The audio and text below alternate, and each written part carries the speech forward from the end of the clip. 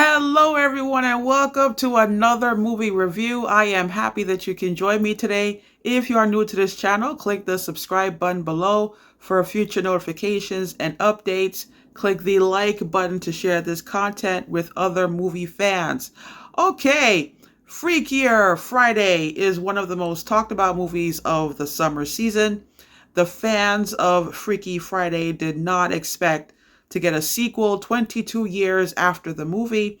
But when I did some reading on this movie, I was surprised to find out that this is actually a franchise. It was based on the comedy children's novel Freaky Friday by Mary Rogers that was published back in 1972. It was made into a movie I never saw back in the 70s. And then they made two TV movie sequels that flopped. The most successful version is the 2003 version starring Jamie Lee Curtis and Lindsay Lohan. The book and the movie is about Tess Coleman's relationship with her teen daughter Anna. They don't always get along, which is a normal occurrence in adolescence. And one Friday, through magical forces in the universe, they switch bodies and they have to live each other's lives for the day. In the 2003 version, Tess realizes modern day high school is not as easy as it seems, and her daughter, who is in the rock band Pink Slip, actually makes music. Anna realizes that her soon to be stepfather is a caring, loving guy who deserves a chance. So, fast forward to 20 years later, and we get Freakier Friday, directed by Nisha Ganatra and released in theaters yesterday, August 8th. The running time is a little less than 2 hours. We find Dr. Tess Coleman hosting her own podcast at home. Anna is 36 and a half years old, who is a single mother to her daughter Harper, played by Julia Butters. Tess agreed to help Anna raise Harper. So at the start of the movie, you see that Harper and Tess are kind of like besties. And Harper complains to her grandmother about a new girl in school named Lily, who is from London, played by Sophia Hammonds. Harper and Lily get into a fight in chemistry class, and when it's time to call the parents to a parent-teacher meeting, Anna meets Lily's father, Eric, played by Manny Jacinto. They fall in love, and they decide to get married after 6 months of dating. Is Harper and Lily happy about being stepsisters? Absolutely not. So at Anna's engagement party, which happens to be on a Friday, Anna and Harper switch bodies thanks to a crazy psychic, and Tess and Lily switches bodies.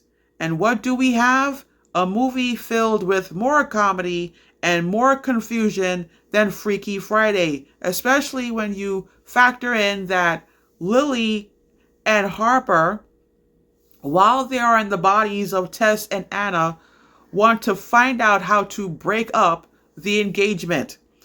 Do they succeed? Well, you have to find out when you watch the movie. All right, so I am going to give this film 4.5 out of 5 stars. This movie exceeded my expectations. I have been avoiding the theaters because I keep saying I am tired of sequels, prequels, and remakes.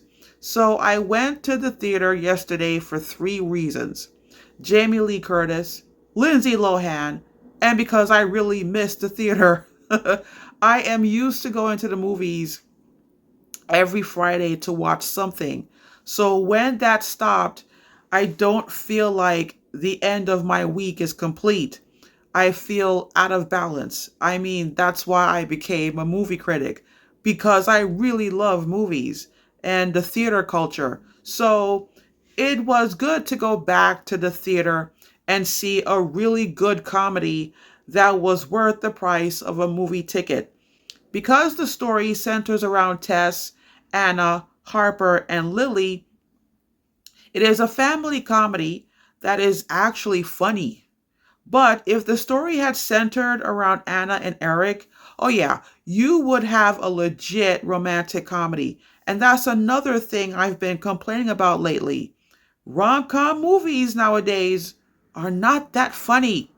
This movie has more laugh out loud moments than the 2003 movie. And the relationship between Anna and Harper makes sense. Anna is the rock star in the family who still works in the music business. And so, like we saw in Freaky Friday, it is hard to get along with Anna sometimes. She is a unique character, and it doesn't surprise me that she lives an unconventional life. She gets pregnant and decides, hey, I am going to be a single mother, and at no time in the movie do they talk about Anna's baby daddy. As far as the teen characters, Lily is more problematic than Harper. Her mother passed away. She misses home, London, and she did not make an effort to get along with Tess when Tess tried to talk with her. The characters make sense, and who switches with who makes sense. When Lily is in Tess's body and she talks with her father, she finds out something she needed to know. And when Harper is in Anna's body, she finds something about her future stepfather that she needed to know.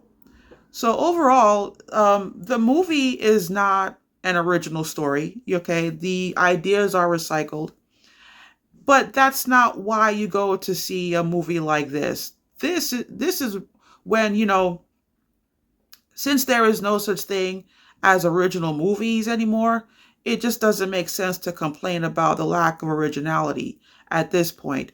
I gave it a high grade because it is a fun and funny movie to watch, and it's a lot of fun to see Jamie Lee Curtis and Lindsay Lohan play these characters and get together again.